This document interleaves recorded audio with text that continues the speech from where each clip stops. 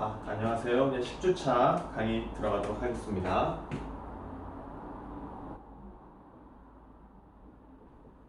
저번 주에는 중간고사 기간이었고요. 제가 낸 보고서는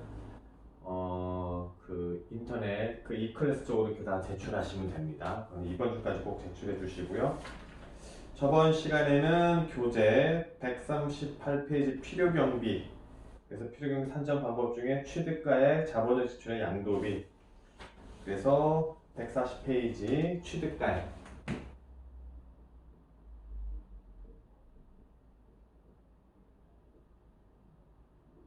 네, 여기를 시작할 차례입니다.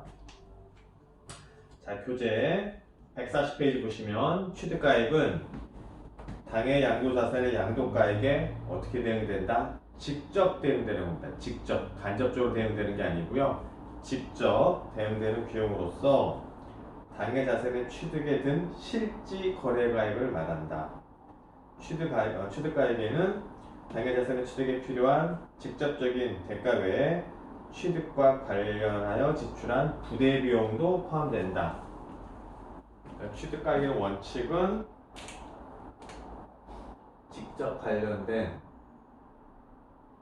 관련돼야 돼요. 직접 관련된 비용이어야 되고, 그 다음에 관련되고 부대 비용까지 포함한다.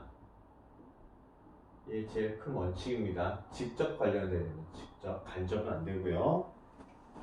자, 그래서 이제 밑에 반가로 1번 보시면 취득에 든 실지 거래가액, 동그라미 1번 취득 원가에 상당하는 금액.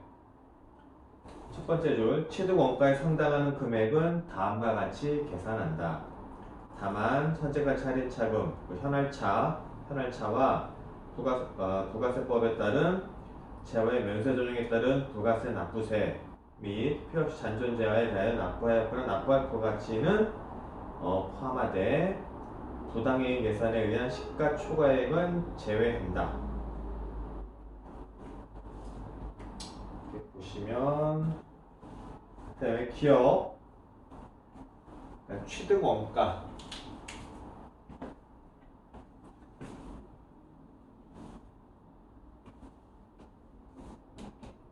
그러니까 이제 그 법인세법용으로 하게 되면은 취득 원가와 부대 비용 이렇게 생각하시면 돼요. 생각하시면 되고, 그럼 이 취득 원가가 뭐냐 보겠습니다. 기업 매입하는 자산, 타인으로부터 매입한 자산은 매입가액과 취득세, 등록면허세, 기타 부대 비용을 가산한 금액으로 한다. 그 다음에 141페이지 매입하는 자산이 아니고 자기가 직접 제조 생산 및 건설하는 자산은 자기가 행한 제조, 생산 또는 건설 등에 의해 취득한 자산의 원재료비, 노무비, 운임, 하역비 등등등 이런 비용과 설치비, 기타 부대 비용을 포함한다. 법인세법하고 똑같아요. 이거는 이제 법인세법이랑. 다시 이제 기업으로 돌아가서 매입하는 자산, 매입 자산이 있고, 그 다음에 제조 자산이 이렇게 있는 거죠. 제조 생산, 그 다음에 건설하는 자산에서 이렇게 이제 매입과 제조가 있다고 하면 140페이지의 매입 자산, 여기 보면은 각주 23, 24가 있어요. 그럼 좀 보도록 하겠습니다. 각주 23 동그라미 1번 철거되는 건물의 취득가액이 필요경비에 산입되는 경우. 자, 건물이 이렇게 있어요.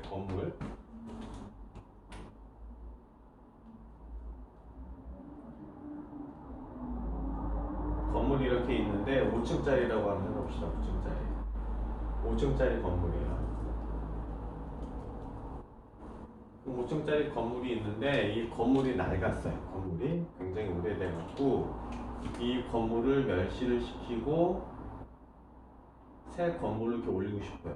높은 건물로 5층짜리는 뭐 30층 이렇게 이제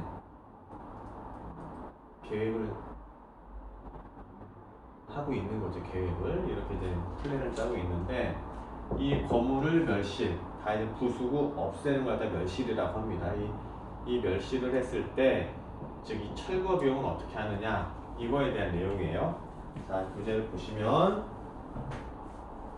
토지와 건물을 함께 취득한 후, 이걸 함께 취득한 후 토지의 이용 편의를 위하여, 무엇을 위하여? 토지의 이용 편의를 위하여 해당 건물을 철거하고 토지만을 양도하는 경우, 철거된 건물의 취득가액과 철거 비용을 합계액은 철거된 잔존 처분가액을 뺀 잔액을 양도자산의 필요경비로 산입하며, 양도자산의 필요경비, 기존 건물을 취득하여 단시일 내에 기존 건물을 헐고 신축하는 경우에는 양도자산의 필요경비로 산입할 수 있다. 이렇게 하는데 이 사람이 이제 매도자예요. 매도자, 그죠? 그리고 매수자는 이렇게 해서 이제 올리고 싶은 거죠. 그래서 이걸 산단 말이에요. 또 이제 사는데 뭐 계약하다 보니까 여러 가지 조건이 있을 수가 있어요. 이쪽에 이제 세입자들이 뭐 1, 2, 3, 4, 5층에 들어있을 거 아니에요. 그럼 이제 건물 소유자가 만약에 A에서 B로 바뀔 때 이 들어있는 세입자를 그대로 또 안고 B가 또 안고 그 다음에 그대로 할 수가 있고요. 근데 이제 또 안으면은 뭐 여기 안에 있는 임차인들 그대로 승계를 하는 거니까 뭐 이 건물을 그대로 바톤을 이어받아서 운영을 하겠다 라는 그런 생각이 많은 걸로 보여지는 거고요. 그렇지 않고 B가 매수를 하는데 이거를 멸시라고 해달라, 그죠? 오래된 건물이고 나는 뭐 이제 이렇게 이제 새 건물을 이렇게 짓고 싶고, 그랬을 때는 어떻게 계약 조건이 나올 수 있냐면 이 안에 있는 세입자들 있잖아요. 임차인들을 다 내보내고, 즉 갖다가 이제 법률용어로 명도라고 그러거든요. 명도 다 내보내고 그 다음에 나한테 넘겨라, 아니면은 다 내보내고 건물을 멸실한 다음에 나한테 넘겨라, 그렇게 할 수가 있어요. 그러면 이제 이 건물 소유자 A 입장에서 만약 이걸 멸실을 시킨다, 그죠? 멸실을 시킨다고 하면은 멸실을 시키고 그 다음에 B한테 이 건물을 넘긴다면 멸실한 후에는 땅만 남죠. 땅만, 그죠? 땅만 남는 거예요. 그러면은 이 소유자 A 입장에서는 이 땅의 어떤 편의, 이 처분하고자 하는 이용의 편의를 위해서 이걸 철거를 하는 거잖아요. 그렇기 때문에 이 철거 비용이 이 비용에 포함된다는 거예요. 그런 의미로 받아들이셔야 돼요. 양도자산의 필요경비로 인정이 된다. 필요경비로 그렇게 이해하셔야 되고요. 그 다음에 밑에 그 다음에 각주 24번에 보면은 취득시 납부한 제세 공과금, 취득시 납부한 취득세, 등록세, 이에 부과되는 농어촌 특별세 및 지방교육세, 인지세 등은 취득가액에 포함하고, 취득세, 등록세는 납부 영수증이 없을 때에도 취득가액에 포함하며 지방세법에 따라 감면되는 경우에는 그 감면된 금액만큼은 포함되지 않는다. 자, 뭐냐면 예를 들어서 A라는 사람이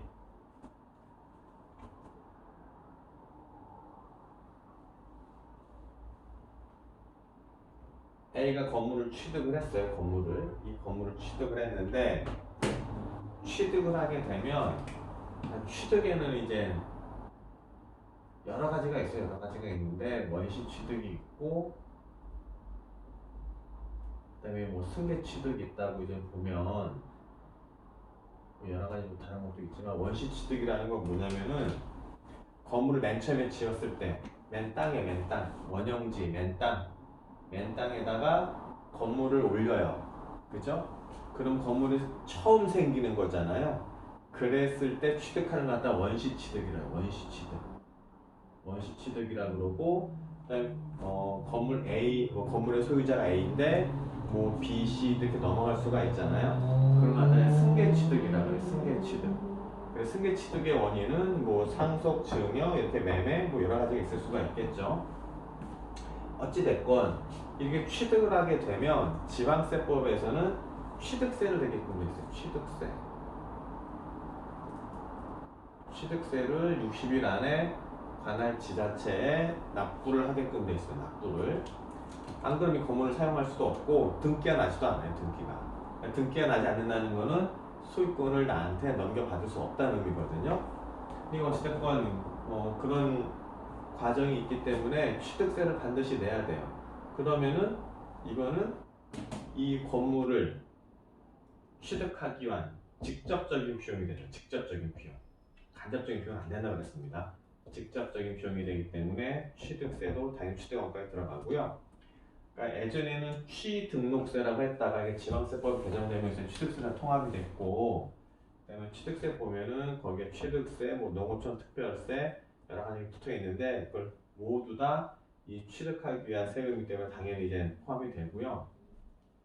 근데 이게 덩치가 크면 별 가면에 그런 게 없지만 조그만 게 있을 수 있어요. 뭐 몇 평, 뭐 60제곱미터 이하, 뭐 어느 지역 뭐 그런 게 있으면 지자체별로 이걸 취득세 감면을 해줄 수가 있거든요. 뭐 100%, 60%뭐 이렇게 이제 감면해 줄 수가 있는데 감면한 거는 이 A가 이거를 소유자 A가 이걸 취득하기 위해서 내야 될 금액 중에 일부 감면이 된 거잖아요. 그래서 감면된 금액은 내가 필요 경비로 돈을 지출한 것이 아니기 때문에 그거는 취득원가도 들어가지 않고 실제로 내가 낸 금액, 내가 지출한 비용 그것만 취득원가로 산입이 되는 겁니다. 그렇게 이해를 하셔야 되고요. 자, 그 다음에 141페이지 동그라미 2번 취득에 관한 소송 비용 등. 자, 취득에 관한 쟁송이 있는 자산에 대하여 뭘 확보하기 위해서? 소유권을 확보하기 위해서 어떻게? 직접 소요된 소송 비용, 화해 비용 등의 금액으로서 그 지출한 연도의 각 소득금액 계산에 있어 필요 경비로 산입된 것은 제외한다. 그죠? 감가상각비하고 똑같아요. 이거는요. 이게 무슨 말이냐? 좀 예를 들어 설명을 드리면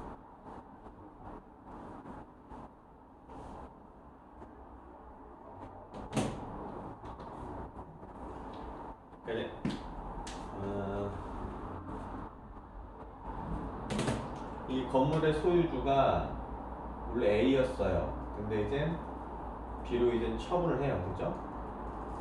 처분 또는 양도 이렇게 양도를 하는데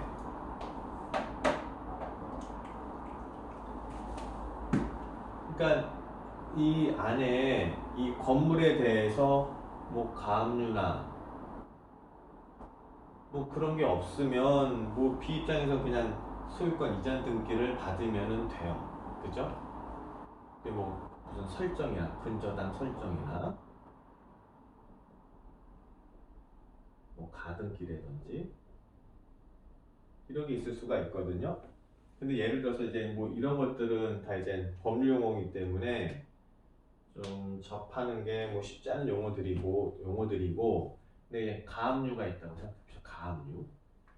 그러니까 일반적으로 이제 부동산 계약을 할 때 가끔씩 어쩌다 한 번씩 발생할 수 있어요. 어떤 얘기냐면 자 보시면 그냥 건물이라 그러니까 좀 느낌이 와닿지 않을 수 있는데 집이라고 생각합니다. 집. 자, 이 집이에요. 집을 여러분이 A라는 사람한테서 사요. 그죠? 그럼 어떻게 하죠? 맨 처음에 계약. 공인중개사 사무실에 가서 계약을 하죠. 계약금 넣어요. 그다음에 A를 1일날 넣는다고 가정을 하고 그 다음에 중도금 넣고 잔금 넣고 뭐 2월 1일 3월 1일에서 가정을 하고 이제 전체 금액은 뭐 1억이라고 가정을 합시다. 1억. 그래서 10% 정도 넣거든요. 그러면 1,000만 원. 그죠? 그 다음에 한 30%로 넣어요. 그러면 한 3,000만 원. 그 다음에 마지막 잔금 날에 6천만 원을 A한테 주고 여러분은 소유권 이전 등기에 관한 서류를 A한테 받습니다. 무슨 등기, 뭐 인감증명서라든지 이 사람이 갖고 있는 뭐 권리증이라든지 여러 가지 서류 다 받거든요. 그래서 이제 B는 그 자료를 다 받고 서류를 받고 등기소에 가서 이제 뭐 본인이 하셔도 되고요. 셀프 등기를 해도 되고 아니면 법무사나 그런 분들을 통해서 도움을 받고 세금 지원 받아도 되거든요.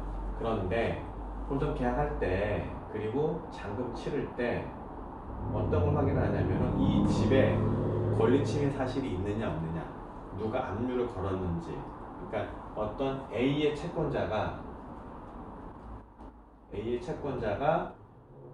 채권자 본인의 채권을 확보하기 위해서 A가 갖고 있는 이 재산의 압류나 저당을 얼마든지 할 수가 있거든요.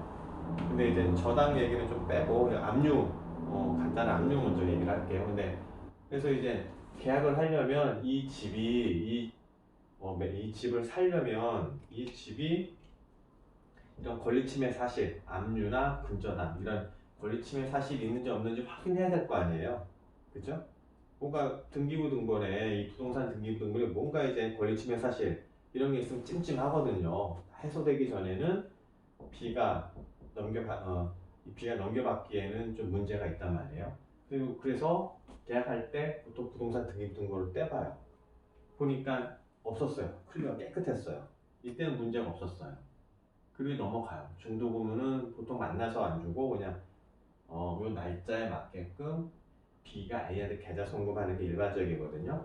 그다음에 잔금은 아까 얘기한 것처럼 권리 이전에 관한 서류도 받아야 되고 부동산 뭐 중개 수수료도 줘야 되고 뭐 여러 가지 뭐 일이 있기 때문에 보통은 계약 당사자 A, B와 중개하는 중개인 C 이 3자가 보통 모이기 때문에 이때는 다시 한번 부동산 등기부 등본을 떼봐요. 그래서 오늘 3월 1일 날 만약에 2시에 만나기로 했다. 2시에 만나면은 요 시점에 한번 떼봐요. 부동산 등기부 등본을. 그래서 아무 문제가 없다, 깨끗하다 그러면은 권리침해 사실이 없는 거고, 근데 이날 갑자기 뜨는 경우가 있어요. 갑자기. 어떤 경우냐면은 쭉 1월 1일 쭉 계속했는데 아무런 그게 없었어요. 뭐 권리침해 사실이 없다가 갑자기 2월 말에 A의 채권자 누군가가 본인의 채권 확보를 하면서 여기다가 압류를 건 거죠. 압류.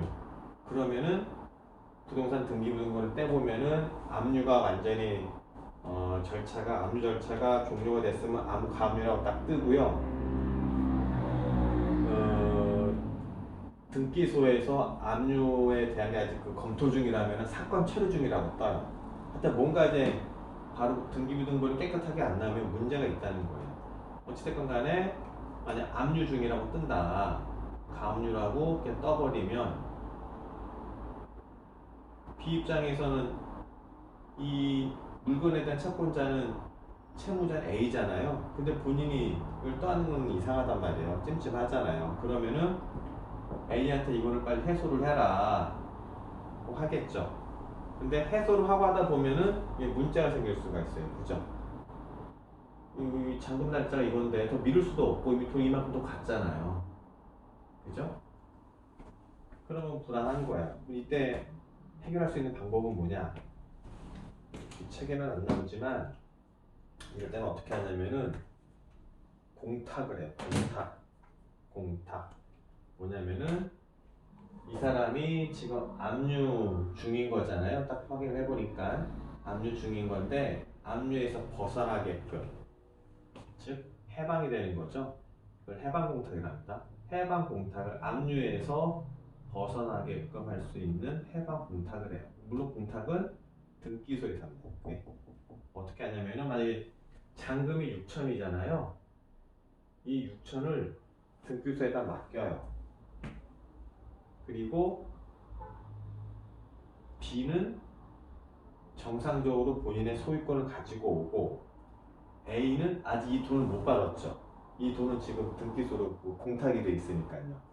A가 이 6천만 원 잔금을 찾아오고 싶으면 이 가압류를 본인이 풀어야 돼요. 그죠? 그렇게 되면은 B 입장에서는 아무 문제가 없는 거죠. 그죠? A 입장에서는 가압류 푸는 훨씬 유리하기 때문에 풀고 이론을 찾아오는 게 일반적이에요. 그럼 여기 여러 가지 비용이 들잖아요. 그죠? 근데 B는 이거 할 때 뭐 해방 공탁이나 뭐 이런 거 할 때도 비용이 드는 건 아니지만 이런 거 하다 보면 법무사 비용이 더 들어갈 수도 있단 말이에요. 그래서 이렇게 이제 권리침해 사실이 있으면 그게 여러 가지 비용이 들어가는데 이런 것도 보면은 여기에 이제 비용으로 인정받을 수 있다. 뭐 그런 얘기입니다. 이거는 이렇게. 근데 이 같은 경우에는 이렇게 됐을 때는 B가 이 해방 공탁 비용을 내지는 않아요. 보통 A가 내거나 아니면 뭐 반반씩 내거나 뭐 그러긴 하거든요. 일반적으로는 보면은 실무에서는 보통 반반씩 내요. 반반씩. 왜냐면 B도 급하거든. B도 좀 급하고 A도 좀 급하고 하니까 보통 반반씩 내거나 아니면 A가 이제 다 내거나 그러는데 만약에 B가 어느 정도 부담을 한다고 하면은 그 공탁 비용의 그 부담한 거는 취득 비용에 들어간다. 그렇게 보는 거고요. 그래서 이제 이거는 뭐 이런 간단한 예고, 만약에 이제 소송이 걸리거나 소송은 진짜 A하고 B하고 서로 그냥 치고받고 싸우는 거고요. 정말 법원에 가서 싸우는 거고, 화해 비용은 뭐냐면 화해라는 게 뭐예요? 화해. A하고 B하고 싸웠어요. 그럼 서로 화해해 그러죠. 잘 지내. 화해. 서로 잘 지내라. 그거예요. 그거. 이 용어가요. 근데 화해하는데 비용이 든다. 화해 비용이 뭐냐면은 만약에 이제 그 소송이 붙으면 서로 간에 일단 잘 서로 협의해서 양자 간에 어떤 소송도 진행하지 않고 서로 합의한 다음에 끝내라. 뭐 그렇게들 많이 일단 권유를 합니다. 판사 입장에서는요. 심각한 사안이 아니면. 그러면 이제 소송 당사자들이 조금씩 양보해서 이렇게 이제 서로 화해를 하고 합의를 하고 화해를 하게 되거든요. 근데 이제 그 전에 재소가 되고 소가 제기가 되고 화해를 하더라도 무슨 변호사 비용이라든지 소송 관련 인지대라든지 여러 가지 비용이 이미 들어가 있잖아요. 그럼 어떻게 되냐 이거죠. 물론 그것도 소유권을 취득하기 위한 직접적인 비용이기 때문에 비용으로 인정이 된다는 겁니다. 그렇게 이해하시면 돼요. 그 다음 보시면은 그래서 141페이지 동그라미 2번 보시면은 취득에 관한 소송 비용, 소유권 확보에 비해서 직접 소유된 비용을 말하고 각사소에 각 사업연도 소득금액에 이미 필요경비로 들어간 거는 제외를 한다. 각주 25번 보겠습니다. 각주. 매매 계약의 해약으로 인하여 발생한 위약금. 자, 부동산 매매 계약의 해약으로 인하여 지급하는 위약금 등은 해당 자산의 양도 거래와 직접 관련이 없는 비용입니다. 없는 비용. 그래서 필요경비에 해당하지 않는다. 자, 보시면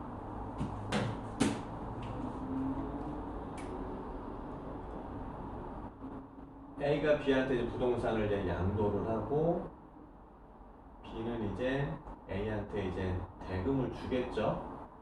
그죠? 이렇게 계약을 했어요. 계약을 했는데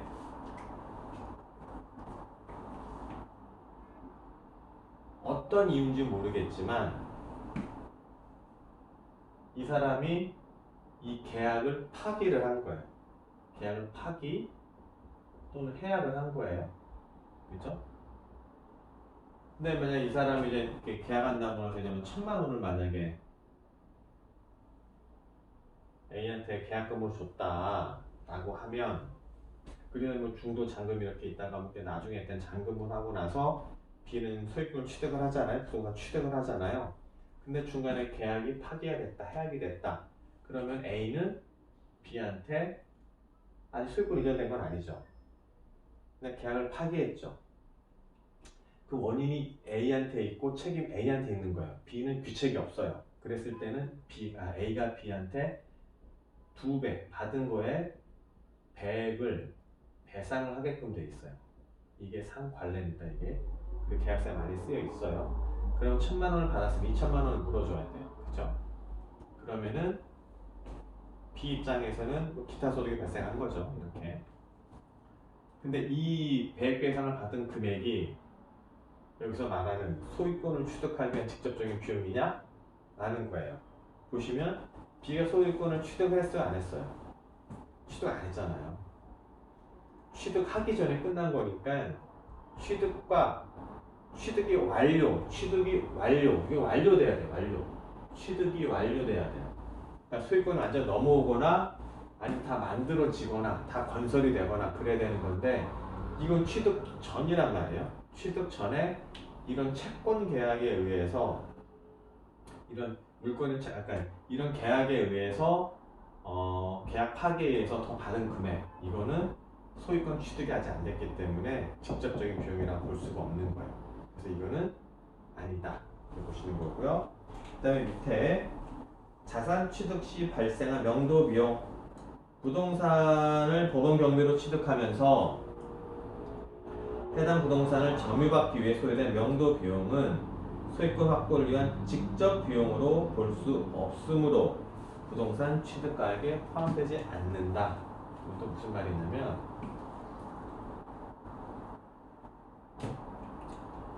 여기 또 집이 이렇게 있어요. 집이 A가 B한테 처분을 했어요.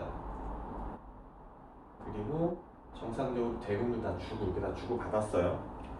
근데 여기 이제 세입자가 있는 거예요. 세입자. 예를 들어서 세입자가 있어요. 요즘에 뭐 한참 이게 이슈로 떠오르는 뭐 2+2 계약갱 신청구권 그거는 변론으로 하고요. 일단 세입자가 이렇게 있는데 이번에 취득한 사람이 여기 들어가서 살려고 해요. 거주를 하려고 해요. 그런데 이 사람이 계약 기간도 만료됐고 2+2라고 2+2를 변론을 하고요. 계약 기간이 만료됐음에도 불구하고 이 사람이 퇴거를 하지 않아요. 근데 B는 들어가서 살아야 되고, 그죠? 그럼 이 사람이 어떤 사정 때문에 그러는지는 모르겠지만 하여튼 퇴거를 안 하고 막 버팅겨요. 그럼 B 입장에서는 이걸 갖다가 물력을 동원해서 이렇게 끄집어낼 수가 없어요. 그러면 법에 위반되고 자력구제 금지의 원칙이거든요. 힘을 써갖고 내 어떤 권리 확보하는 거는 법에 위반이 돼요. 그게 법에서 인정이 된다면은 힘센 사람이 대통령이 되는 거죠. 그러니까 사회 안녕을 위해서도 사회 질서를 유지하기 위해서라도 힘을 쓰는 건 아니란 말이에요. 자력구제 금지 원칙이라고 하는데 어찌됐건 B 입장에서는 그렇기 때문에 이 분을 내보내야 돼요. 근데 이분이 그럼 뭐 어떻게 설득이 됐는데 이분의 요구사항이 뭐냐면은 나 나가는데 유로금을 달라. 뭐 이사비를 부전해달라. 유로금 달라. 그럴 수 있어요. 충분히. 그래서 얼마 주고 내보낼 수도 있고요.